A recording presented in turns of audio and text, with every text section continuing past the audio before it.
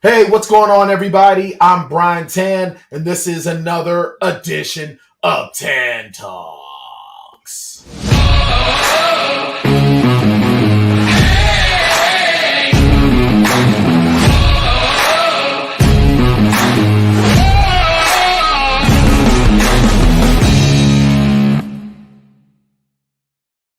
All right, what's going on, everybody? I am Brian Tann. I am the host of Plotaholics Presents Tann Talks. Now, we're a day early than what we usually do. Work schedule kind of shifted around, so thank you to my co-host Katie and Melinda for being willing to go a day early to be able to do this. And I'll tell you what, with this episode of The Mandalorian, honestly, with so much that was going on, I don't think we could have waited a day. There is a lot to digest, to take apart, and to talk about in this episode. Before I get too deep into it, let me introduce my co-host for every Thursday, well, Wednesday, as we talk The Mandalorian Season 3. Joining me as she does for everything and all things Star Wars is the co-host of Spilling Ink, fellow author, one of my besties of the besties, and reader of the stars extraordinaire, Madam Salad Ass herself, and I'm the only one that gets to call her that, Katie Salitis. Katie, how are you? I'm good. I'm fired up about this episode. Yes, you are. You were in the green room just spitting toast. Oh my goodness. If you were a toaster, you would be a dark side toaster. None of your toast would come out on the light side. It would be all burnt. Seriously. And of course, joining me as she does with anything else that's not Star Wars, Melinda D. Of course, you've seen her. We were talking a lot about Daddy Pedro in The Last of Us, and now we're talking the Winchesters, which Pedro Pascal is not in. One of the few properties that Pedro Pascal has not invaded yet. Oh yeah, I'm pretty sure he's either going to play a big bad or he's going to play Henry Winchester's father or something, because Pedro Pascal is everyone's daddy. So, Melinda, how the hell are you? Doing all right. All right. So, let's just jump right into it. This episode... Before you even start, okay, maybe we should bring Bartender Smiley in at the beginning of this conversation. That's all right. You know what? And then go to the review, because... Oh, so we're gonna shake up the process. We're gonna shake it up. All right. Different format, different. All right. Hey, I'm all for it. The weather is broken here in Pittsburgh. Why the hell not? The Plotaholics rating system for the movies is a pretty simple system. Basically, they rate movies based on how many shots it takes to get through them. So if you got a good movie and you get through it all the way sober, then it takes 0 shots to get through the movie. And then if you got a really bad movie, then it could take up to 5 shots to get through the whole thing. I think you can try to figure out the middle part yourself. So what can I get you? All right, there we go. We've already shaken it up. So you know what? We're gonna talk this. We're gonna break down the episode, but all right, let's go with ratings first. I already know what Katie's gonna give it, but Katie, go ahead. No, I went first last time. All right, Melinda. You never go first, Brian. No, I don't, because I'm the host. I don't have to go first. Well, my name's on this. Your two leading ladies are saying it's your turn. Katie ain't say that. She just said I went first last time. I agree. All right. Oh, wow. Okay. Put me on the spot. Okay. I'll tell you what. I'm trying really, really hard to look at this from a critical perspective, because I almost got sucked into the cameos. I almost got sucked in. However, from a writer's perspective, did it advance the overarching plot of the season? Yeah, it did. Did it do it well? No, because it don't make no sense. I swear, I'm seeing Johnny Cochran from South Park in this. Chewbacca is a Wookiee. He on Kashyyyk, but he on Endor. That don't make no sense. And that was a lot of this episode. It did what it was supposed to do. It advanced the overarching plot of the story, but it didn't make sense. So for that, I hate to give anything that has some of the cameos that we got this rating, but honestly, I got to give this a 4. This is a 4-shot rating for me. It took 4 shots for me to suspend the disbelief of what the hell am I seeing? Why is this happening? This doesn't make any sense. So yeah, I have to give this a 4-shot rating because that for giving me things that I wanted to see, they did a bad job doing it. So yeah, I'm giving it a 4. All right, Katie. Now, no, Melinda, we got it. I know she's gonna come down lower, so we don't want to go bad. No, I think this was almost a pass me the bottle episode. Oh shit! Oh shit! It was the only thing that saved it from that for me were the guest cameos. Yeah, I agree. Like I was messaging you guys as I was watching, and I'm like, oh, it's Jack Black, and I'm excited, and we're getting there. And then it was, I know you guys know Miss Doc Brown, but I automatically go to Clue when I see him. And I got Great Scott! I got so excited. And then that was it. That was literally it. Like if we had done this episode tomorrow, I couldn't have told you what the plot was. Yeah, that's fair. That's totally fair. I mean, other than Mando doesn't have droids. So you're not even going with shots. You're just saying, pass me the whole damn bottle. I mean, it just reinforced Mando doesn't like droids, and this is the Bo-Katan show. Well, we talked about this last week. The title of the show is The Mandalorian. They're both Mandalorians. Hey, if this episode is seriously super hingent on technicalities, and we're going to get there, spoiler alert, spoiler alert, spoiler alert, there you go. Yep. It's technically a Mandalorian show, so it don't matter what the Mandalorian's name is as long as you got it. Theoretically, you could murder Din Djarin, have another Mandalorian there, and it's still the Mandalorian. Like, you can't kill Buffy and Buffy the Vampire Slayer and still have Buffy the Vampire Slayer. So I'll sum it up this like this. You guys didn't like Boba Fett, Book of Boba Fett, because it was really the Mandalorian 2.5. Right? Pretty much. And the technicality there was, well, yes, but this is Clone Wars 2.5. No, because Clone Wars had much more concise storytelling. Right. No, I just mean insofar as it's not advancing the Din Djarin story, which is what hooked me in seasons 1 and 2. It is advancing the story from the Clone Wars.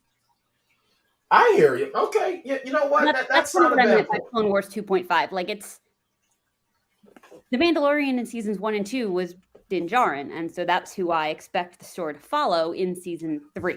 Mm-hmm. Right. And it's not. And it's getting a little annoying. Yep. Fair enough. All right, Katie. Yep. Finish it off. I'm with you. I spent most of the episode going, what the fuck are we doing? Why are we here? How is this helping? And that doesn't make sense. Like, screaming at my TV, and I don't like to do that. I love Star Wars. I want to enjoy the show. I want to turn my brain off, relax, enjoy. And instead, I'm sitting there constantly being drawn out by stuff and going, that doesn't make sense. And then I can't enjoy the show. And then I feel bad because I love Star Wars, but I'm hating on the show. Mm-hmm.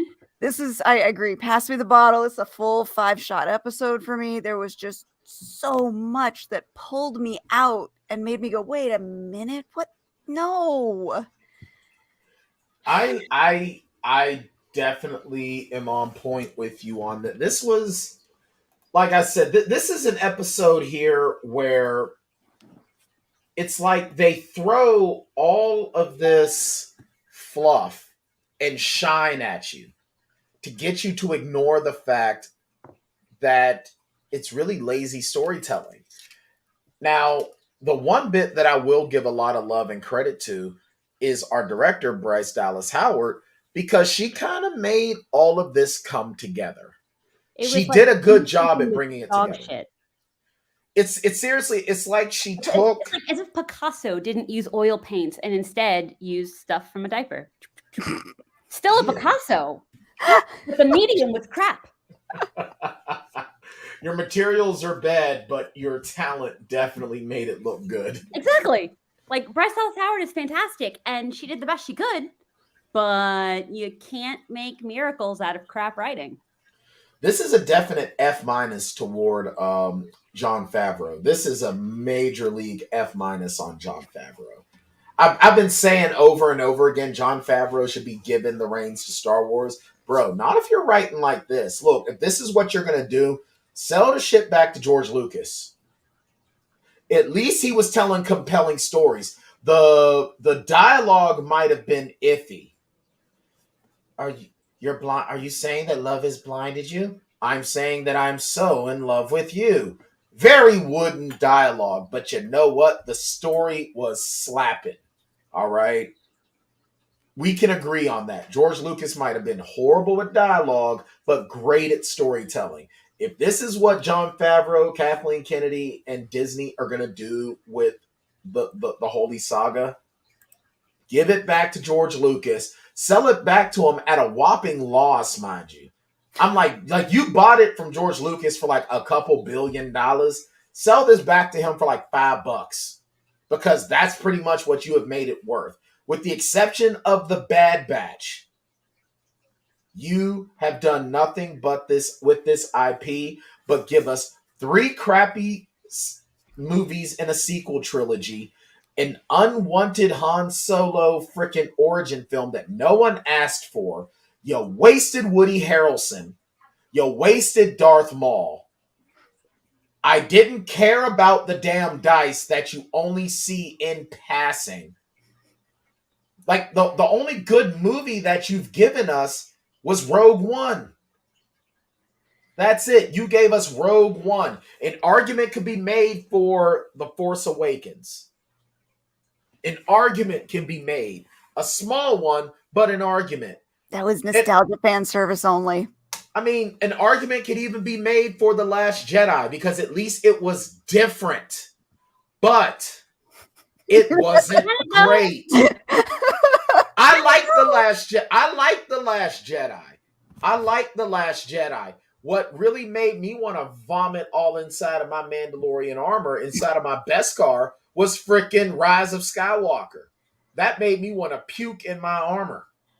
No, Disney should be forced to You know what? Here's the thing. And we don't have to get to the episode review. This is why I wanted to call Bartender Smiley in the beginning. Behind the curtain conversation we were having earlier, that's this episode. Pretty much. You know what? I do not want to bring politics into anything in Tann Talks or the Plotaholics as a whole. But I'll tell you something right now. If Governor Ron DeSantis decided that he was going to fire another shot across the Disney bow, if he said, Bryan Tann, I know you and I aren't friendly and you would probably give me a wedgie if you had the chance and could get away with it. What do you want me to do to Disney since they made me look stupid last week? I would say force them to sell Star Wars back to George Lucas for 50 cents. 50 cents. And if George Lucas can't make change because he's a multi-billionaire, he can take my last 50 cents that I have to my name and use it to buy back Star Wars. Because there was one line, and I was gonna write it down, and I forgot, and now I don't remember, that called back to, I think it was episode one of the original trilogies. He said, I think it was Din Djarin, it might have been Bo-Katan. I was like, oh, I gotta remember that for the episode. And then my only other thought was, why do all the Mandalorians at the end in this little pirate group, why is their armor identical? Same colors, same pattern, nothing. Sorry, every other Mandalorian we've found has got like... There's something different. there's something that lets them stand apart. The only thing that's similar Lazy is the costuming. make of their helmets to Lazy identify them. costuming. Yep. Look at their pauldrons too, because some of them still have the night owl on the side. Right. But all their like. All right. Let's talk lazy. about the let's talk about the episode now. We spent All right. 15 minutes throwing toast. Let's shred it from the beginning.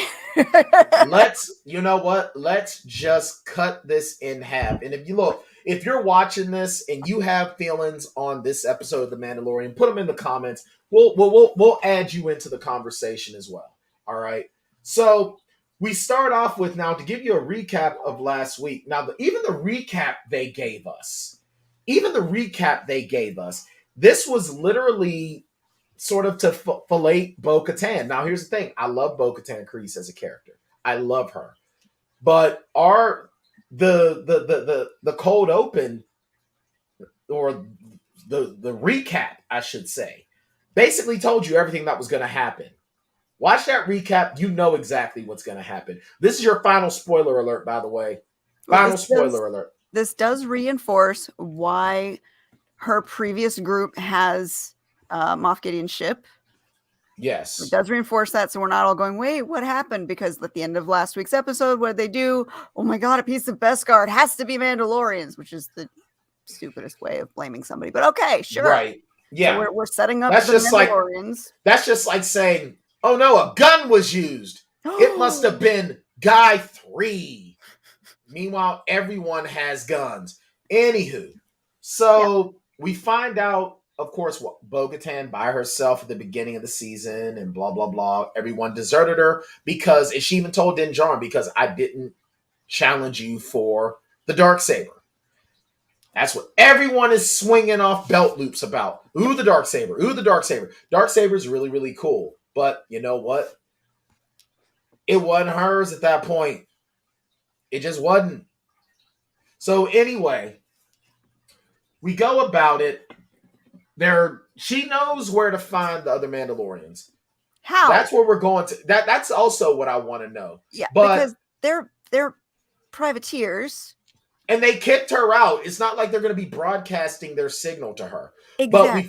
But we find out that they're privateers because there's a quarren with a runaway calamari nobleman. Now, one thing that is very, very cool that they did, because this is something from the Old Republic, they really started to look at the Quarren Calamari civil war that goes on their planet, because these two races occupy the same planet and they don't get along. So we have a little bit of a Romeo and Juliet going on, and of course the Mandalorians show up and they're like, hey, guess what?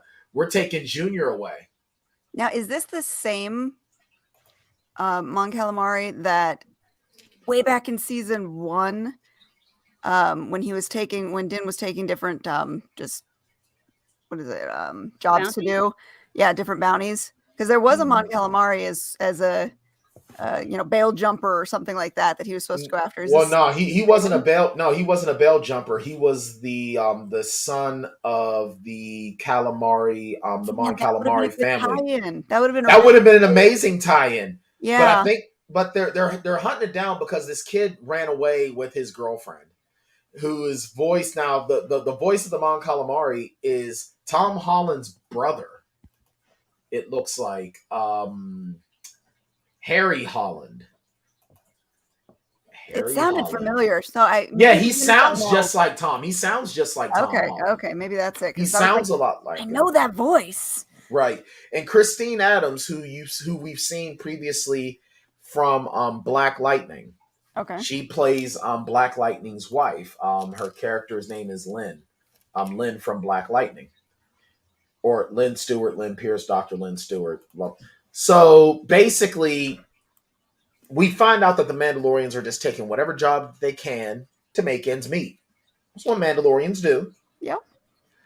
And then, of course, they show up, Din Djarin and Bo-Katan, they show up to this planet Plazir 15, looking for her former army. They're led now by Axe Woves, who's once again played brilliantly by Simon Casanitas, I guess is how you say your name. If I'm butchering it, I do apologize. He is so, his voice is like wiping your ass with silk. He has got a smooth voice. I love his character. I love how he's like, he's talking all noble and he's like, look, man, we've got a job to do. We don't want to destroy you. But if we have to, we're gonna. So just give the kid up. So it's kind of cool to see that he's the one that's taken over. I would have liked to see Casca Reeves, played by formerly known as Sasha Banks, now Mercedes Moné in New Japan Pro Wrestling. I would have liked to have seen her take over. That would have been pretty cool. But she's playing, second in command, which is what she did previously. Okay, cool. So we come onto this planet. It's only Din, Bo-Katan, and Grogu because, you got to take your baby with you. Which we kind of expected. Remember last week we're like, okay, Bo is going to be heading out. What's happening with Din? Obviously, yep, here we go. She's chosen. Yeah, she's going. That's his second. But so. And here's my first issue. The first thing that made me go, what the fuck? All right, and I screenshotted it. So put that right there. Yeah. Okay, screenshot. This planet is not on the New Republic registry. Right. Not. That's going to come. This is going to be very important because when we find out, our group is basically shanghaied by the monarchy on this planet. And they are led by, now this is big super cameo number 2, technically. And I'm trying to find it. Here we are. Lizzo, who is playing the Duchess of the planet, and Jack Black. I did not have Jack Black on my Star Wars bingo card this year, but here we are, playing Captain Bombardier. All right, but here's the thing, all right? Here's the thing. So here's the big thing on this. Planet. No, it is not. Okay, they are technically fully independent. All right, what's the story about Jack Black's character? He is a former Imperial. Yes, he is in the New Republic's basically their reconditioning program. And they're keeping those people really close to their chest. Yes. They're not giving them a long leash. Why would they send whoa. Oop. There you go. You know what? Nothing is happening tonight. Nothing is working. Well, no, because Melinda had to slip away for a second, so I was trying to just do it leave like it be, that. Because as long as she's still got a square on the screen. Oh, there we go. Yep. Let's just destroy it all. Yep. There we are. We're back. Okay. You know what? I'm not touching anything else. I'm done. Let me get this thought out. Let me get it out. Yes, get it. He's on the amnesty program. Yes. Which means he should be kept on a tight leash. Yes. Instead, he's sent to an outer rim planet, which is known for not following the rules. It is not a registered planet in the New Republic, filled with Imperial battle droids that they are reconditioning. Right. Does any of that make sense to you? Even when they said, now, one of the things that they said, and you might be able to say, oh, but Katie, remember all the rules and regulations that have been put on them by their laws and blah, blah, blah. What does that mean to the New Republic? Nothing. Absolutely nothing. I mean, are you seriously going to sit there and tell me that this New Republic that is putting out the remnants of Imperial fires all over the galaxy are going to take this Duchess, no matter how freaking true to her word and honorable she is, they are going to take her at her word that we are going to follow the letter of the law on this planet with having no one from the New Republic there to represent. No. Amnesty doesn't count because those people are still under question. They're still being kept very much under tight leash. Right. So they don't even mention if he's got like an ankle monitor or anything like that. They're just saying, oh, you fell in love with the Duchess of this planet? Now. Okay. He married into the family. He still wears the amnesty pin. So he's still technically in the program, even though he's not on a planet run by the New Republic. See, again, this is what made me so mad. I'm like, this doesn't make fucking sense. It really does not. And it's this is where we are now. We've got Elon Musk's hyperloops running around the place. But they even called it a hyperloop. They even called it a hyperloop. Yeah. Now I wonder how much of this was actually them like making fun of Elon or something. I don't know, but when I don't read know that, because the God thing damn is, it. if they were really trying to make fun of him though, they would have made the Hyperloop not work.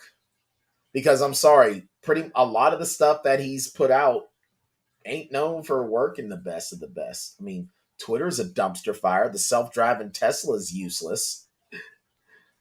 But anywho, So yeah, we're like already so but beginning of the also episode. right, well, not only that, but they're on their way to deal with their primary agenda, and they're not allowed because they have to take on a side quest. Which made no sense again, because they're saying they need the 2 Mandalorians who just showed up to do this. They can't use the Mandalorians parked out back. Oh, we No, lost. don't worry. I actually did that. That was actually me this time. There we go. That's what I meant to do before. There we go. And I didn't do it right. So there we go. The Mandalorians parked out back aren't allowed in, but you 2 are allowed in because you're different Mandalorians. Right. And of course, they're didn't not pay supposed you to yet? have, and they're not supposed to have weapons. They're not But allowed to have an religion. army. But because of their religion, they found this loophole to allow them in. But the ones parked out back again, they're not allowed. Doesn't matter what their religion is, because what, you paid them, you contracted with them. What is the difference? Because they're privateers. So you're not allowed to have your own army, but you are allowed to have privateers. But they're not allowed in the city as long as they're not allowed in the city. You, but they're still unofficially. They're allowed to live outside the city. Yeah, there's a lot of legalese going on in this. Yeah, again, somebody's lawyer got involved. I'm sitting here scratching my head instead of enjoying the story because it makes no fucking sense. Right. And it was just so weird. But so the whole point of the matter, the reason why they're brought in, and the one thing that I thought was kind of cute, Lizzo's all like, "Can I hold the baby?" He doesn't take to strangers. She shows him some food. And there he is. And even Mando's like, ugh. And then she has him the whole rest of the episode. The whole rest of the episode, she's holding the baby. And baby Grogu was helping her cheat. Again. That's what I'm like. I'm like, kid, you are going to the path of the dark side. Wow.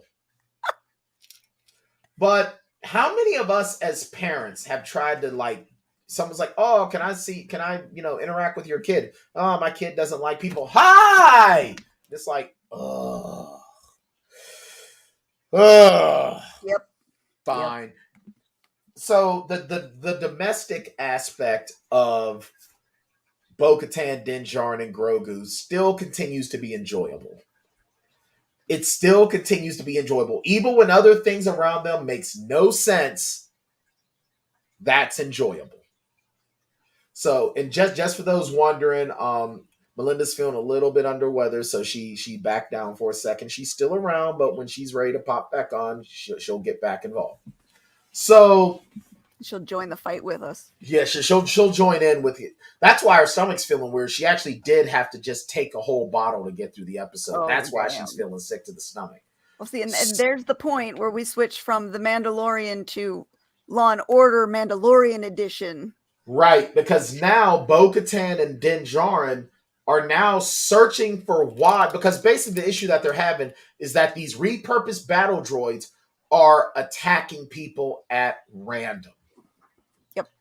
So now Din Djarin and Bo-Katan have to go and find out what's going on. And then they're told, "Oh, you have to talk to this other guy. You have to talk to our commissioner, Commissioner Hellgate." What a great name. I mean, if that doesn't scream evil, come on now. Not to mention the fact that he is the most famous of the cameos. Yeah. As soon as I saw Christopher Lloyd, who plays the role very, very well, I might add. He does. He actually played it way more believably than the other two. Yeah, because, I mean, I'm sorry. Look, Lizzo, I can take or leave. Because I'm not that big of a fan of her music. I don't know her music. I'm not, you know what I mean? I'm not saying that she's not talented. You know, what I have heard of her music, I think she's very talented. Her music just isn't, it doesn't speak to me. It's not made for me. Sure. I'm the old guy shaking his fist at the cloud saying when I was a kid back in the 80s and 90s, my music was the shit. This new stuff, so it's okay. But she's very, very now. Lizzo is very, very talented in this role. It was nice to see Lizzo in the galaxy far, far away. I think that she did very, very well.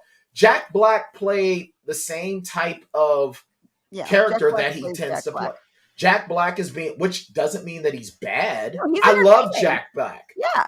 But I'm sorry, Christopher Lloyd brings this gravitas that he's been bringing for over 40 years, coming up on 50 years now. But I mean, you don't have to name him Hellgate. I mean, Jesus Christ, can you make it more obvious? Why don't you just call him Sergeant Bad Guy while we're at it? Okay. Billy Ne'er-do-well. That's like a first draft bad guy name right there. That's right. The one you put in brackets so you know to look for it later and change it. This is seriously a case of putting the quiet part down on paper when it should stay in your head. What they should have done is they should have named him like Commissioner like Bellhop or Commissioner Lloyd. Why not? I don't know. But apparently give an obvious evil name. It's like, come on. As soon as he came on screen, I'm like, he's the bad guy. Yep. Now let me see how. So long story short, he shows them some of the security footage of all the bad stuff going on.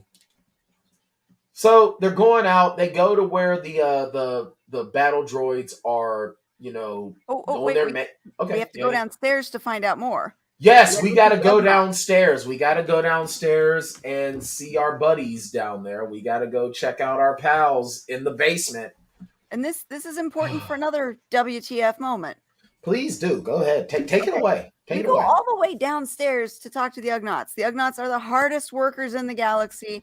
They are very prideful. They do the good job. They don't like to have their work questioned. And we see them working in the basement, very dungeon looking, fixing up droids, repairing droids, making sure that the droids that are being used are all good.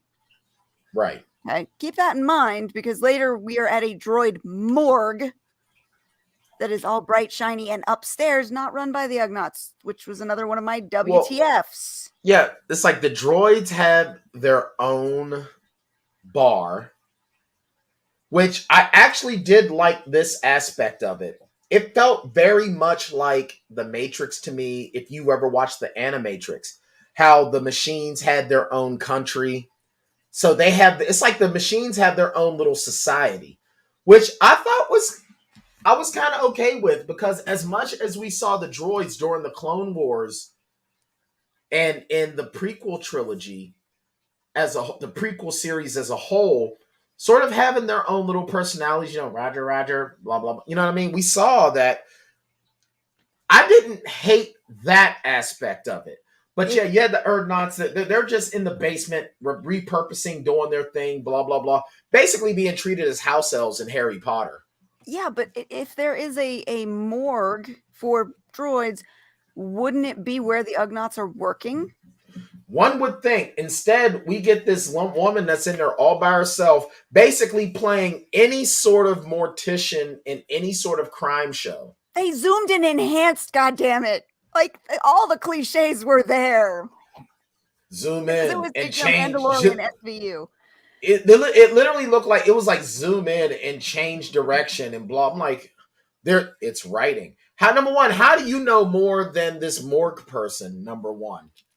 Oh, and can we talk about the fact that he got the battle droid to show itself by kicking it? Well, remember, he's not supposed to like droids. No matter how much he has worked with droids in the past over the last 3 seasons, he still hates droids. So we have to really make sure we emphasize that point because we haven't touched on it for almost 15 episodes? Right. So it was very much on the nose. Yeah, but I'm sorry, kicking them. Why don't you just tap them with a blaster?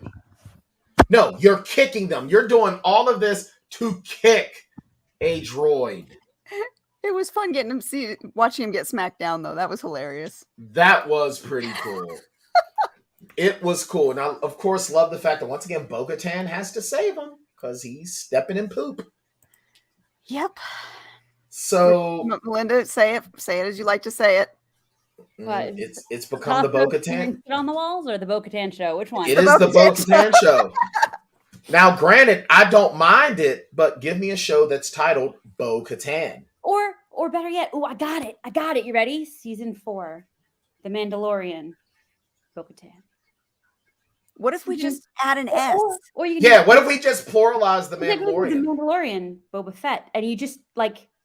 But Boba Fett's not a Mandalorian. He is a Mandalorian. He is a Mandalorian because he is the clone of a Mandalorian. Yes. But he has never been a part of any of the societies. True, but he was trained by a real Mandalorian.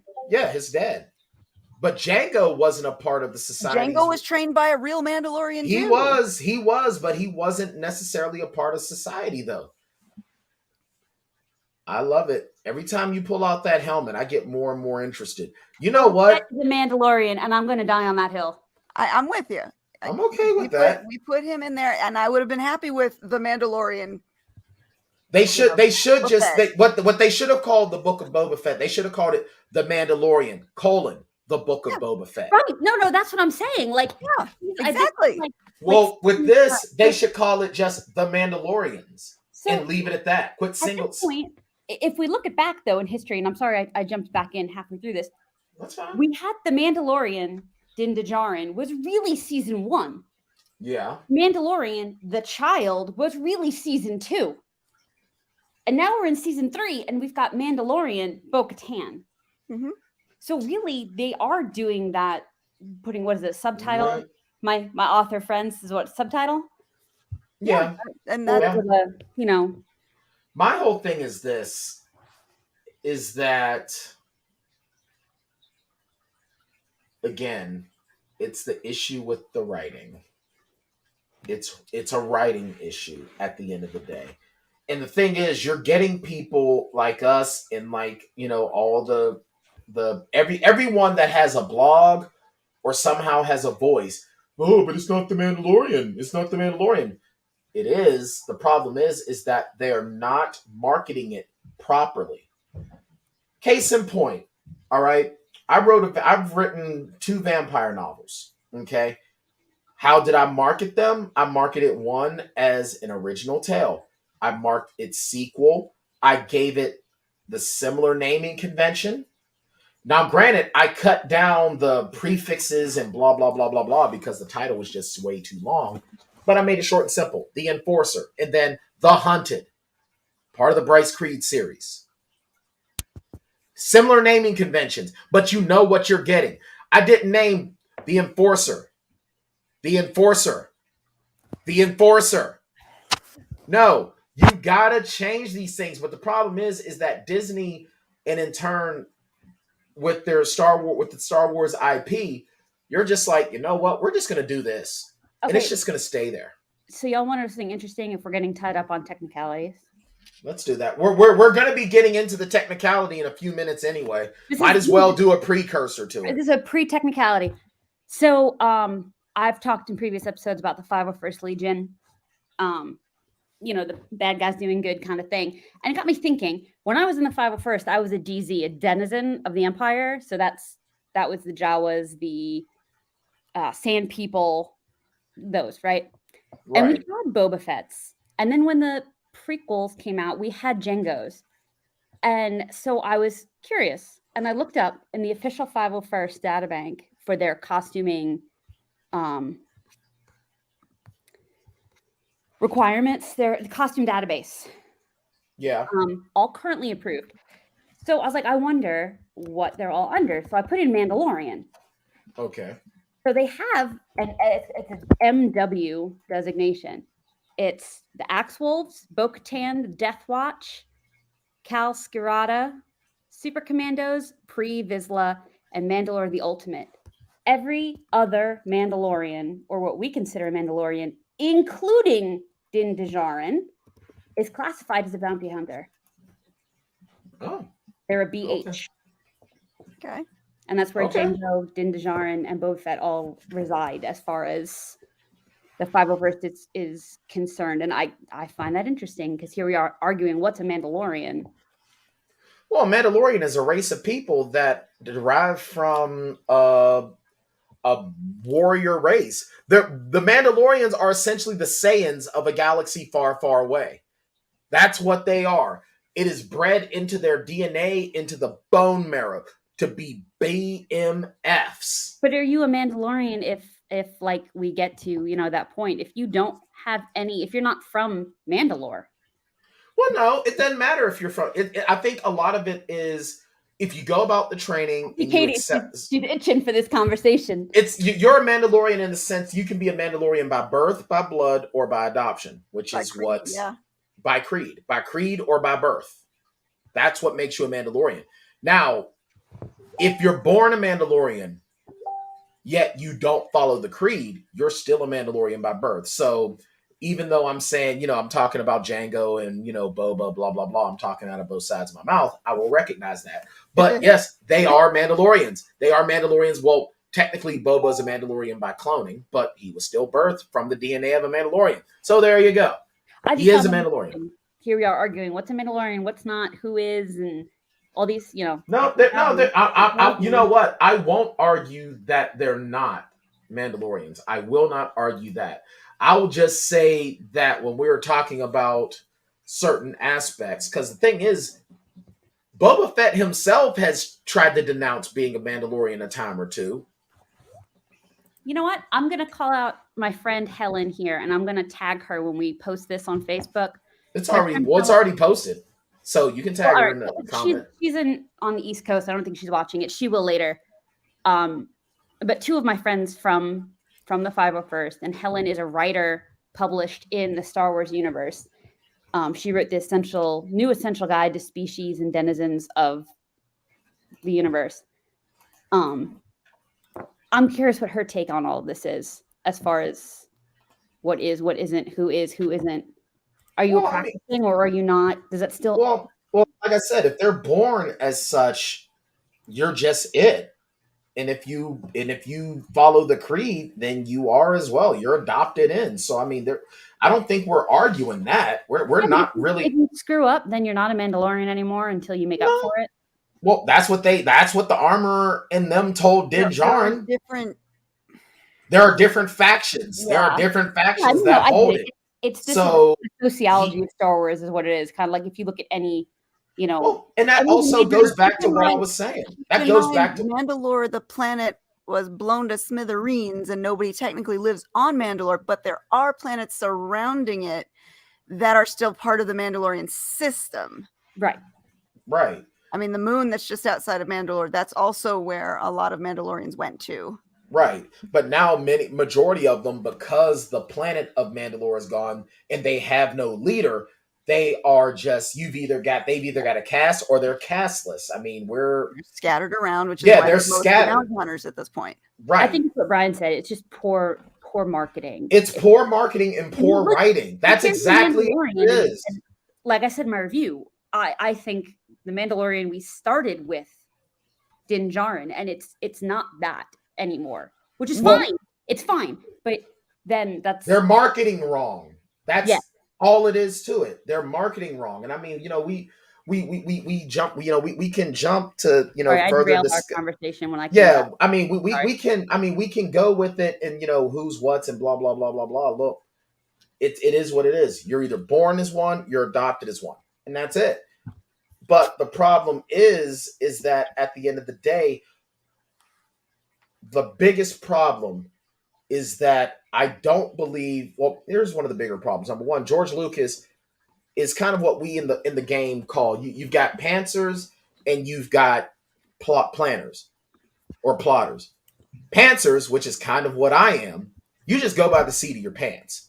Your plotters, they plan everything to the exact small detail. George Lucas is the most famous pantser there is. And the problem is that this character, for whatever reason, who only had a line of dialogue total,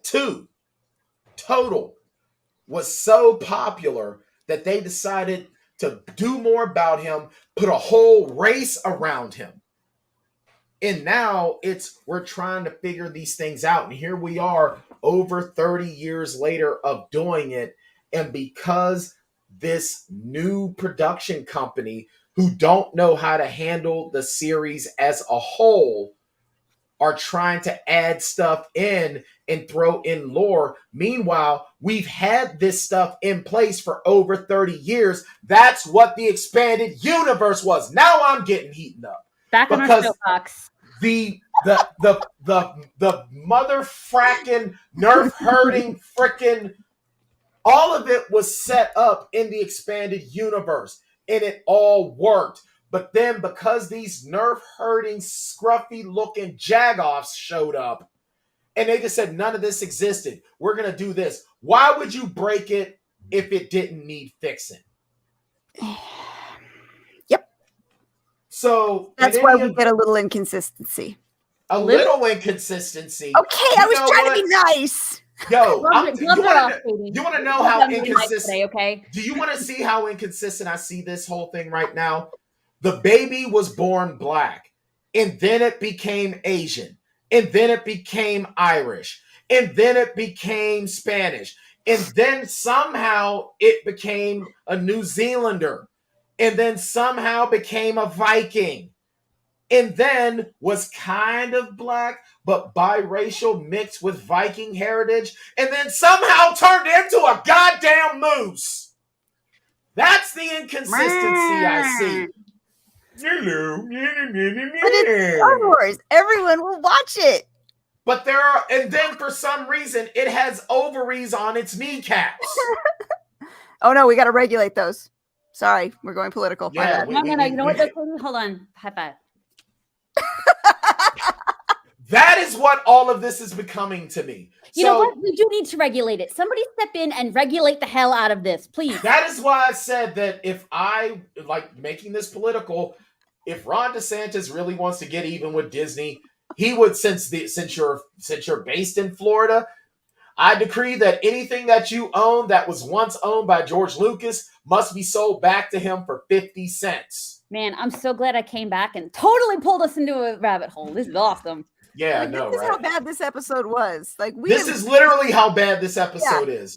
So, long story short, they find out with all the mystery nanobots, because there's nanobites now, these nano droids were created by Commissioner Hellgate because he's a separatist. Ordered by he ordered these things to be done because he's a separatist. And then he starts dick riding Count Dooku before he's tased. I'm going to throw my prophecy hat in the ring, kind of like Katie did with the Darksaber. Okay. Somehow. No! Don't finish that sentence! I don't even think I want to know. But go on.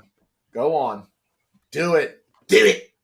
Somehow, Empire chick who mind flayed the scientist, she's gonna be who he got it from, or she's gonna be the one sending it, or that's how we're gonna pull her back in, because we haven't seen her in an episode or two, so we gotta drag her back in. And Moff Gideon is also involved because he's masterminded the whole thing. Somehow because there's survived. Yes. Oh, and then of course the next week when we see her back, I want you all to be putting at the screen. It's her. Someone find the meme of Leonardo DiCaprio's Rick Dawson going. Yep. Because that's what's gonna. So basically, they complete the side quest. Then they show up to where Axe Wolfhard, or whatever the hell his name is at this point. Do I care anymore? Axe Wolves. I'm sorry, and you know what? His name reminds me of someone that would be in Scott Pilgrim. They did get the keys to the city, just so we're all aware. Yeah, they got keys to the city. Come in somewhere because they're trying so hard to backdoor pilot everything and tie everything together. Like I was saying behind the scenes, they're trying real hard to tie everything together, but the threads aren't there. They're not stretching enough. So they got keys to the city. Grogu got knighted. Grogu got knighted for helping the Duchess cheat at space croquet. Going to the dark side, dude. So then they show up. Axe Woves, I've come to enjoy being in power. Well, all right. That was great too, though, by the way. What's that? Gotta protect Grogu. Gotta protect Grogu. Let me leave him with these people I just met. Yep. Yeah, because every parent these guys seem nice. Why don't you take my baby? Y'all have a droid problem where droids are going crazy and killing people, and I hate droids. Take my kid. Yep. Yeah. Because it makes sense. So they show up, Axe Woves and Bo-Katan get into a fight for dominance. She wins. But then he's like, Are we surprised? no, I knew she was going to win. It's her name is, she's second billing in the show. She won. You shouldn't be fighting me. You should be fighting him. Right. And then, of course, Mandalorian emo ass up out of the grass. the thing is, though, he's not wrong because he said they only follow the wielder of the Darksaber. Yes, but he doesn't respect, and he doesn't respect Din Djarin because he doesn't see him. He sees him as a zealot, so he doesn't respect him. So he's at least sticking to his character. Yeah, and then he even says he doesn't wield the Darksaber. Why are people following him? Right. I mean, you really want to get all uppity about it. Where's your Darksaber, bro? Right. So why are you running things? Now, the thing is, Din Djarin did wield the Darksaber pretty good this time around. He figured it out. But then he goes... Wait. Yes? Were you watching the same episode I watched? I mean, hey, he killed the droid with the Darksaber and he didn't take off his foot. I call that a win. That was every single kid who ever played Knight ever. Let me take this. Yeah. Hey, it worked. I don't know. All right, but so good point. So then he goes, well, I was in the waters of Mandalore. Got a dick ride himself on that one. I went to Mandalore. You bitches didn't. What? And I was captured. This was taken from me. She slew my captor. This would make it hers. What kind of Elder Wand bullshit is this? Told you. Then why the hell have you been carrying it around since then? Right. This motherfucker took the right moment. He took that shit back so quick when he finally woke up. He's like, yeah, it's mine. And then he's like, you know what? Here, man, it's yours. Let's Pirates of the Caribbean that. Wait for the precise moment. But the thing is, here's my thing. When they find out that she's now a zealot, are they going to blindly follow her because she carries a Darksaber? Yes, because did you see them all straighten up? Yeah. And that's going back to what the armorer said. You walk both paths, and that's what she's going to say. Nope, I do this thing, and I do that thing. And I can do both. And now I'm uniting us all. Side of the fence. And now I'm uniting us all. You don't have to, you can keep your armor on if you want to, but if you want to take it off, that's your prerogative. It's the way that you want to live. Survive and endure. That's what they have to do. Hey. No crossing IPs. But it's Pedro Pascal Metaverse. That's a good point by you. He is everyone's dad after all. If that's the case, then should I have issues with Pedro Pascal? Because I do live with daddy issues. As a whole ass side note, I was watching Game of Thrones right before my kids went to bed. Like I just put it on.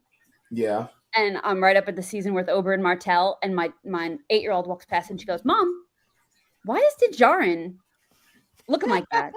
Oh, don't worry. Oh, wait till you see what happens to him in 5 minutes. He don't look shit like Din Djarin after that. Why? What happened? His chiclets are all over the floor and his eyeballs have been stabbed out. I just thought it was funny. She walked past and was like, "Why is he?" I said, "'Cause it's a different show. Goodbye. Go to sleep." Yeah, you're not allowed to see titties and violence.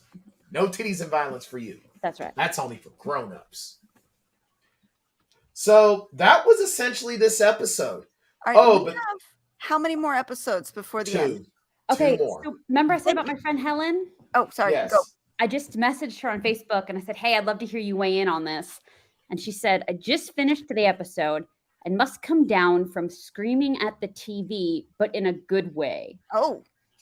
So I'm very now exceedingly curious about her take on it because she's my Katie. She is my be all end all. The Star Wars buck ends with her.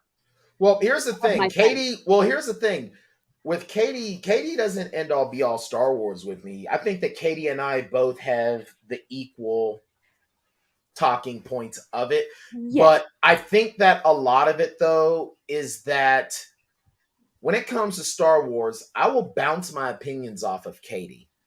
And 9 times out of 10, we're on the same page. There's very few times that we haven't been on the same page. And that's my friend Helen, and that's why I'm curious. When she says in a good way, I'm curious now what she has to say about this. You know, we've now. Here's the one thing that I really want to know now: when are they going to make good on this whole Moff Gideon thing? It's got to be either the next episode or that's what I was going to say. They've got to. Two episodes and we wasted so much time. Right. So does that mean then that these Mandalorians that are now under the banner of the show, did they help free our big bad?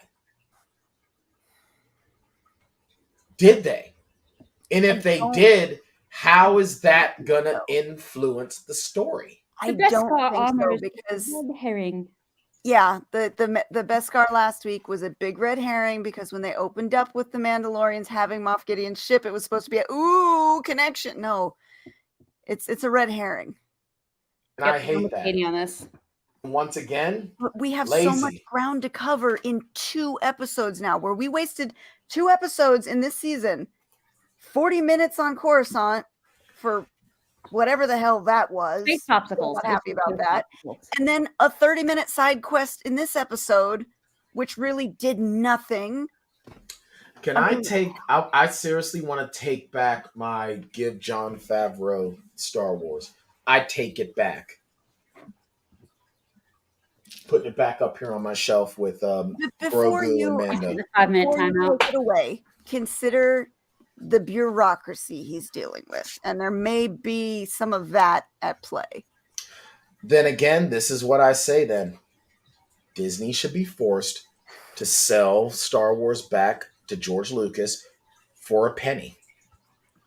The more and more I think about it, the price is just going to go down. Eventually, it's going to be like, you know what? Just put the IP under the man's Christmas tree. And you know who I blame for this? Do you want to know who I blame for this? All of the toxic ass He-Man woman haters that shit so hard on the prequel trilogy and shit on everything after the prequel trilogy. Yes, the toxic ass fan base. That's who I blame. Why? Because George Lucas got sick of doing Star Wars because of y'all jagoffs. Now, here's the thing. If you are a Star Wars fan that is not a toxic POS, then you know that this was not directed at you. But for those of you who couldn't stand the fact that there was a black man that wielding a lightsaber and there was a woman actually leading the charge of the story that wasn't Princess Leia, and that's not the Star Wars I grew up with, and they're being so political, and all of you nutsacks. Yes, all of you nutsacks who conveniently miss the fact how the story in and of itself is political. It is rebels versus an empirical, tyrannical government. You morons. It is because of you hypocritical, living in your mom's basement, freaking hate jerking off to porn that you look at as being less than manly, that get so mad at women not wanting to sleep with you because you're repulsive, repugnant, you smell funny, your whole damn diet consists of Code Red, Mountain Dew, and frickin' Cheetos. You have zero personality traits that would any way, shape, or form attract the opposite sex. But you hate watch Star Wars, and you hate it on the prequels. Thank you, Hurt. I love the prequels too. I don't care who knows it. I love the prequels, and you know what? I even love Attack of the Clones now, and that was my least favorite of the films. I love it now. But you know what? I digress. You people that were hating on Star Wars. Take a breath. That made Ahmed Best contemplate suicide. That ran young Jake Lloyd out of Hollywood. You are the reasons why we are in this mess. You people are why we are in this mess. And you know what? I condemn you. I condemn you to watch Mac and me every day for the rest of your afterlife when you die. I'm not casting you to the lake of fire, hell. I'm casting you to Mac and me for the rest of your goddamn existence in the afterlife, because this is what we get. And if I were your parent, I would be ashamed of you. I would put icy hot in your underwear because you still live with me and I want you to move out. For those of you just tuning in here at the end, catching the end of this episode, we had some pretty strong feelings about it if you didn't get that. I am so mad. I am so Bryan, keep in mind that Dave Filoni is on our side, right? That Jon Favreau is on our side as Star Wars fans. Then I blame Kathleen Kennedy. They're the yes, weak. that's it. Not the weak link. They're the only link we have to credible stories that seem to have some cohesiveness. You're right. You're absolutely right. But with the exception of the Bad Batch, now again, I have not watched Andor. I am not interested in Andor because I hated the character. But even with Obi-Wan Kenobi, Katie, you and I had such high hopes for that. Yeah. The only good part about it was that nostalgia of seeing Hayden Christensen as Vader again. And then it died pretty quick. With the exception of the final season of the Clone Wars and the final season of Rebels and Bad Batch. Disney has taken Star Wars and they have butt-humped it into submission. They Disneyfied it. No, because there haven't been swinging songs in these. That is true. They weren't in the MCU either, though. So, well, no, the Avengers theme is pretty slapping. Hey, I separated my shoulder to the Avengers theme, lifting weights in the gym, getting my swole on. Here's the question. Yes, we have 2 episodes left in this season. Yes. Yep. Yes. Hurt gets it. You know what? Disney hurt you. What do we Disney hurt me, hurt you. Episodes, because obviously they've just meandered their way through you this. You know what we're gonna get? You know what's gonna happen? And I'm not saying this to be rude toward our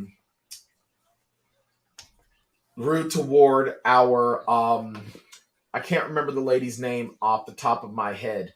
Evil Imperial girl that like fried the doctor's brain. I couldn't remember her name either. I can't remember her name. And I'm not trying to criticize her as an actress because I think she's fabulous. But I'm talking about the character. Yep. Discount Ben Angel from Deadpool, a.k.a. Discount Ben frickin' Cara Dune. Okay. She is somehow going to be our pseudo-villain. Elia Kane, yes. Thank you. Okay, yeah. She is going to be the pseudo-villain. Moff Gideon is going to show up in some cameo capacity in the very last episode, and then we're going to have to wait another damn year. You know what? And I will accept that he will only be in a cameo if it means he's been filming The Boys and Generation V. Once again, yes. I did not, because he was doing that project. I don't know if that's true, but that is pretty much the only. But at the same token, then you know what? Then what they should have done was set up a new villain and said, "Oh, Moff Gideon died," and leave it at that. Thrawn. Right. Yeah. And you know what? Yes. I don't want Moff Gideon again. We got Moff Gideon in the last season. Right. It's old news. Andor does not look good to me. It does not interest me. You know what? No. And I'll tell you what. Here's the thing. With as demonic a character as Moff Gideon is, the fact that the New Republic bungled him like they did, it just shows, and we said this last week, why the First Order takes over. That's what they're trying to do. It's just garbage storytelling. They're trying to connect those threads, like I said, to make what they already put out there somehow make sense and work within the universe. But they don't connect. They're still just too far apart. And they're just making it worse and worse and worse. And I'll tell you what, if you want to give me number one, I'm tired of all of the stories taking place in this era. We've told these stories to death. Give me some stories in a different era. Give me stories Old Republic. When I say Old Republic, I mean KOTOR. Yes. But we wanted to see the forward stuff. We wanted to see. Yes, we did. Yes, we did. But they've ruined it. They're ruining it. I don't even want. You know what? I'll tell you what. They bring Thrawn back, and I'm going to be disappointed because they're going to ruin it. He's not going to have blue skin and red eyes. He's going to be a white guy. He better. No, he's going to show up as a white guy. Well, he's going to show up because we've got Ahsoka coming up next. No, Thrawn is going to come. No, Thrawn is going to come back, but he's going to look like Prince Adam, the heir of Eternia. He is going to look like Nordic ass freaking blonde hair, blue eyed. Fjord 100. Don't do that. Because for whatever reason, the space whales made his skin bleach and his eyes turn blue. No, I want to see the blue skin, the red eyes, and that just... You're not going to get it, Katie, because we can't have anything dealing with what might be commonly seen as maybe diversity. Blue skinned people are as bad as black and Hispanic people. That's why we're not going to get it. Yes. And yes, we will be pissed off making episodes like this if that happens. Now, if Katie and I were writing this, Thrawn would have been in the shadows doing stuff. There would have been some sort of a cosmic-like event on one of these planets, and it would have been the ship coming back through. And Thrawn would have been causing issues the whole time. Thrawn would have developed some sort of additional badassery. And you know what would have happened? He would have wiped out Bo-Katan's army. That's why she's living alone on a moon. Because a monster showed up with blue skin, fire red eyes, and slaughtered all of her people. Didn't Thrawn have a homebrewed Jedi that he cooked up? Yes! Thrawn is danger! But that's EU stuff. We can't put that in mainstream Star Wars no more. Kathleen Kennedy, I am throwing you in a volcano on Mustafar. I am taking off your arm and your legs in one fell swoop, and you are going to catch on fire on the banks of Mustafar. Well, technically, it's not her fault. That's a little bit harsh. But you know what? Right there, it writes it. Goddamn self. Yes. It's almost It's almost as if somebody already wrote it for them, right? Yeah, I was saying, it's almost as if they had this vast universe of material, and then suddenly thousands of voices cried out in terror and were silenced. All at once. And all at once. And I'm just leaving it at that. All I'm going to say is, once again, the sequel trilogy could have been the Yuuzhan Vong conflict. Should have, would have, could have. Like I said, there was, I'll remember it for next week. I'll write it down. I will painfully and with Hunter's helper rewatch this episode to get that one. I am not watching this shit again. Oh, no. Like it's bugging the shit out of me, and I'm gonna have to watch it again because my husband and kids didn't watch it yet. I watched it. Well, that sounds like a them problem, not a you problem. What are you looking for? There was a quote. I think it was Amanda or Bo-Katan said it, but it was something that very much was like almost word for word a line out of one of the original trilogy movies, and it was like the only shining spot in this whole season, this whole episode for me. And now I can't remember what it was. Okay. Here's the thing. And it's too easy to look up quotes from the episode. This episode right now, as it sits, April 5th, 2023, is sitting at a 92% on the tomato meter. Did they watch because of the eye candy? They did with the 13 reviews. The one dissenting voice is us. No. The one dissenting voice is from Gene Hennigan from Pop Culture Maniacs, who said Well, that was an utterly anticlimactic episode of television. In truth, it felt much more like an episode of Law and Order than an episode of The Mandalorian, complete with the guilty party being one of the most famous actors who appears. Not wrong. Nope. Not wrong. And as a matter of fact, there is an individual. Bothers me so much. I'm like, this is a freaking Law and Order episode. We go to the docks, we talk to some people, we go to the morgue, we uncover a body. It's like, oh my God. And I'm going to do I want to quote here an individual that I spoke of during last week's episode. A fellow that I'm following over on Twitter, Okiro. And if you want to follow him on Twitter, at the first Okiro, Okiro. Very smart individual. Did some talking of Star Wars. And this is what was said, and this was 5 hours ago. The Mandalorian has been at war with itself since season 2. If it wanted to be episodic or serial, if it wanted to be self-contained or heavily connected, Mando season 3 feels like it's the end result of trying to do too much at the same time. No hate though. I've loved Bo and Din's relationship this season, but even then there's so much more the show could do for them. Let Bo talk about Satine to Din. Let him talk about his parents. I'm not hating, but the show could be going even deeper. Giggity. With them, regardless of plot. The Mandalorian is at its best when it's just focused on being the Mandalorian. The Mandalorian is at its weakest when it's busy being Star Wars the show. These two things can be good in insulation. They can conflict with each other. The Mandalorian is at war with what it wants to be, this episodic show anyone can just walk into without context, or show deeply connected into the wider Star Wars universe that requires more context and insight into the history and relationships of the characters of the galaxy. Regardless of criticisms I have this season, which I think I'm enjoying it more than others anyway, over-speculation has been the biggest enemy of the shows. Bo-Katan was never going to be the antagonist. Thrawn has nothing to do with Mando. Sabine did not break out Gideon. And that's just what I wanted to quote. He's got some more stuff going on as well. Yeah. The Mandalorian should have ended in season 2. Let Boba and Bo-Katan have their spin-offs. Din can even be in them. Characters can live on in other shows.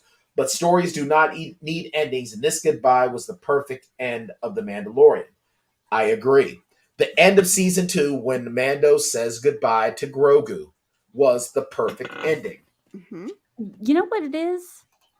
And yes, this whole series is just side quests Yes. because Izzy can't think of one mission. And That's if what I they was had about to say. just gone the Mandalorian's quote or colon Book of Boba Fett, Mandalorian, the child, that would have been okay. Yep. Mm-hmm. It's every single role-playing game you've ever played ever. Yes. You never get to advancing the main plot because you get sucked into all of these irrelevant, crappy side stories that only one person ever really cares about. Right. And yeah, Exactly. we know about Star Wars, the larger world. We're here to watch The Mandalorian. And if we're going to focus on going to Mandalore, that's a whole wealth of stuff we could focus on without needing to always backdoor pilot by jumping into other areas of Star Wars to interconnect everything. We can just focus on the Mandalorians and trying to retake Mandalore. That would be okay. Yep. Right. It's just, and think about it. The most fun episodes this season have been the ones really that focus just on the little Mandalorian group. Yes. So here we are. We're over an hour in. This has been our longest episode because, I'm sorry. There's a lot to fuss about in this episode. Did I enjoy the cameos? Yeah. All right. We've spent the last hour talking about what we hated.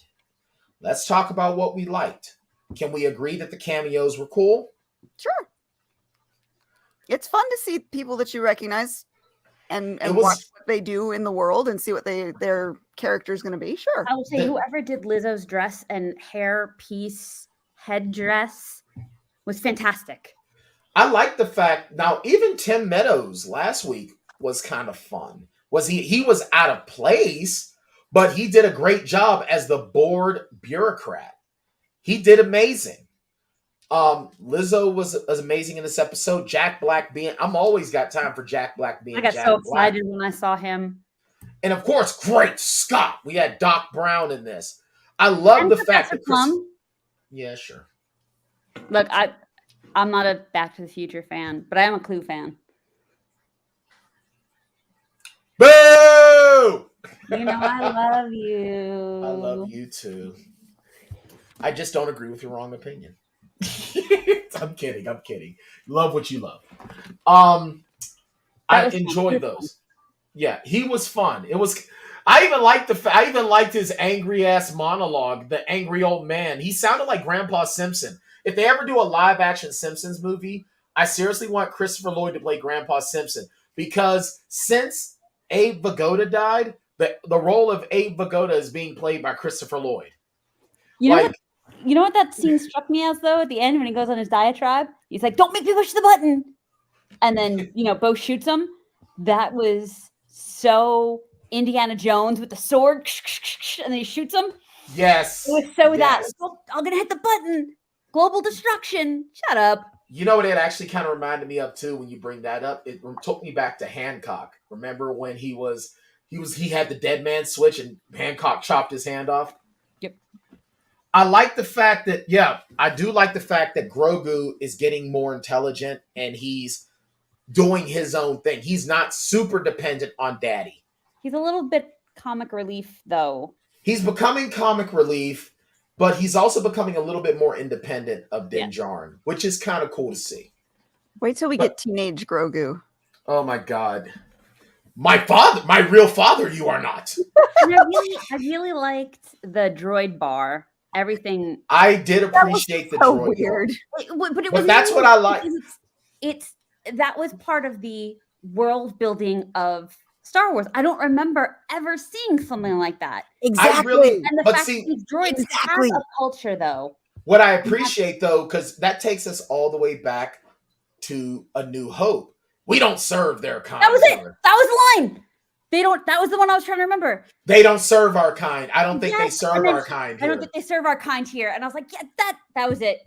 See, now I don't have to. You saved me from watching the episode again. Thanks, Bryan. Yay! I'm a superhero, man. I should be in the Justice League and the Avengers. That's right. That was the one. Like, they don't they don't serve our kind. Many of our kind here. And it's like, oh yes. And you know what? A lot of that remind me of. Oh, I can only think of a clone bar like that in the Clone Wars series. Very true. I think because the thing is, it's not just the humans that have a culture. The clones have their own culture, and so do the droids. I'll tell you what, this episode gave me a lot of Mass Effect vibes. I got a lot of Mass Effect vibes from this episode. A little bit of Citadel, yeah, I can see that. Which isn't a bad thing, because I always will make time for Mass Effect. I'll wear my new Mass Effect t-shirt next week. Okay. Matter of fact, I haven't gotten a Mass Effect 3 in the Legendary Edition. Is the multiplayer available for it? Because if it is, we have to play. But I digress. Don't think it is. I think that was Ron and I's big complaint. I would buy just a Mass Effect multiplayer game. So the other thing I thought I liked was the robot chick. You all seen the Robot Chicken Star Wars episodes? Oh, I love them. Right? I love Dr. them. Ball, MD. Yes. And then here's this white Dr. Ball, MD, and it pulls blood out of the droid. And then tries to kill everyone. That was pretty tight. That was some light oil, was what I was thinking. Some real light oil. British, but even like, how did the nanobots jump from a vial to? I mean, I have to look past that. I thought it was funny. Wizard did it, Melinda. It was like the Empire. We have a black medical droid, and the New Republic. We're all nice. Let's have a light white one. But they're not New Republic, though. That planet was not in the New Republic's register. It's just more of we're the good guys, so we're going to make everything nice and bright. It should have been black, though, because they had all New Republic or Imperial tech. They had all Imperial tech. I mean, not to mention the fact that I get them. But one thing, the two droids that greeted them were Imperial droids. Yeah. Yeah. I got very Wally vibes too. Oh yeah. Oh, I got a mix of came out and like this is a crime scene. I couldn't not picture those little Eva. That was Eva. Yeah. No, those ones that go halt. Yes. Red thing. And they this kind of episode, so this episode gave us Matrix vibes, it gave us Mass Effect vibes, and it Law gave and us Order. Wall-E vibes and I mean, Law you and can take Order. Wall-E because Wall-E is a Disney IP, so I can see that. But I was like, I think at the end of the day, I think those, and I mean, it was nice to see Bo-Katan finally get her just desserts. It's cool because, I mean, well, as someone that likes the character Bo-Katan, but at the same token, technicalities win. Technicalities, well, you know what? Hey, legalese will always get you a victory. Oh my God. But it's so dumb that worked. You know, it would have been better if he said that, well, this happened and blah, blah, blah. Yeah, but you still possess it. And if Bo-Katan walked up and punched him in the face and knocked him on his ass. I was expecting a fight. I was too, a little bit. Not a gift. Or great fucking fight for it. They go to old WCW and they recreate the finger poke of doom, where Hulk Hogan pokes Kevin Nash in the chest. He drops to the ground and Hogan pins him 1, 2, 3. That's what I wanted when he said this isn't a gift. That's what I thought. Fucking fight for it. Come on, fight for it. She should, when he said this isn't a gift, she should have nodded, punched him in his damn face, knocked him on his ass, and then took it. Or poked him in the chest and he falls to the ground. Ding, ding, bitches, I won. Yes. See, I knew Hurt You and I are getting along, saying all of the same things that I've been saying. Hurt You might as well just be like all this stuff. Absolutely. Now, here's the thing. Do I love Bo-Katan as a character? Oh, yes. Yeah. Oh, yeah. She's an amazing character. As a matter of fact, I love her even more. The fact of the matter is that she survived essentially a lot of the well, granted, she wasn't a part of the EU. That's why she survived the Disney purge. She survived Order 99, in my opinion. Order MM. MM, yes. But at the same token, thank you so much for the subscription. We really, really appreciate it. Make sure you join us on Monday because Melinda and I are going to be talking the Winchesters, episode 3.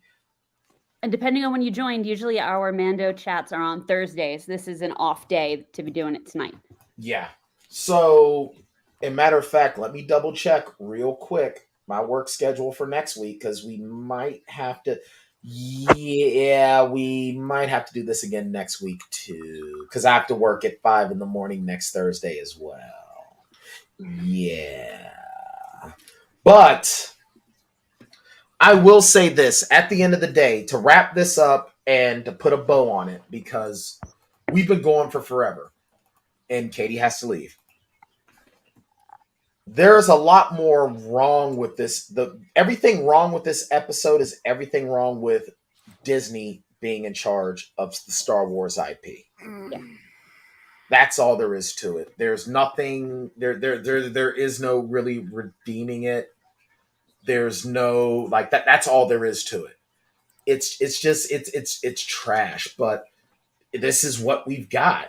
So it's like enjoy what's there because either that or we just have absolutely nothing and we go back to fan fiction. But at the same token, that fan fiction kept this IP going for over 30 years. If it wasn't for the extended universe, we wouldn't have Star Wars now.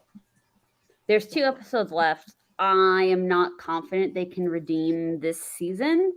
I think, and here's where I'm going to put my prediction hat on, right, is the only redemption they're going to have for this season is in the clip at the end of the finale.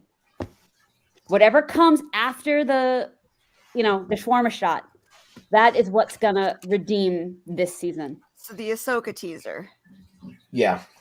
That's the next I think other than the Bad Batch, I will watch Ahsoka because I make time for Rosario Dawson.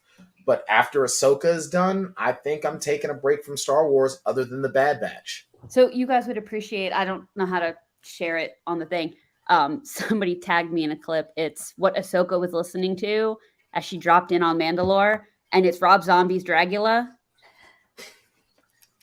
And as she's like jumping from plane to plane, like ship to ship, it was fantastic. That's awesome. You're gonna And I have to thought of the send that. two of you immediately when Yeah, I you saw need that. to link me to that. Yeah, you have to link us to that. All right, so make sure you like, share, and subscribe if you want to hear us go on and on and on and on about Star Wars and geek it out. We're doing new content twice a week. Mondays, we're Melinda and I are doing the Winchesters. On Wednesday, well, this week and next week, Wednesdays, we're going to be doing the Mandalorian. After next week, we're going to be back to Thursday for the season finale, and then we're going to be going to. And I feel so terrible having to admit that I've never watched Firefly.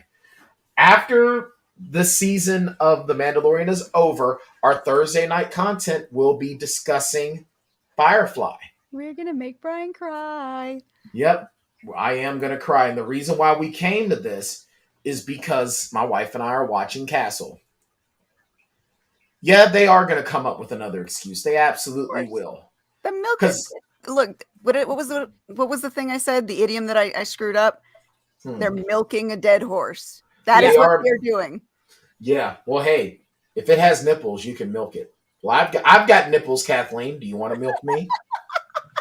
And on that note, make sure you like, share, and subscribe. And we thank you so much. Get involved in the comments. Is there a show that maybe you think that we should do later on? Let us know, because we're all ears. We geek out on everything.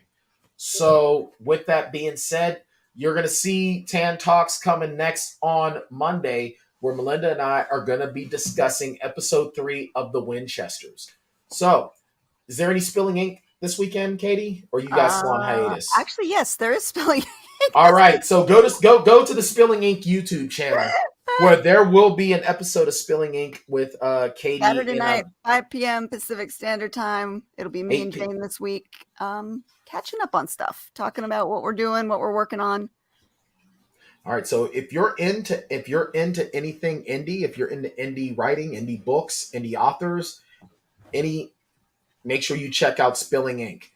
And I will say this. I am in preliminary talks with Joe Compton at Go Indie Now about a new show that we'll be going about. We'll be discussing it more and more after we have our preliminary meetings. But from what it's looking like, a project that Joe and I teased 3 years ago now is going to be coming to fruition. Yay! So with that being said, for Melinda, Katie, and myself, and our love for Star Wars, except for this travesty, we will see you all next week.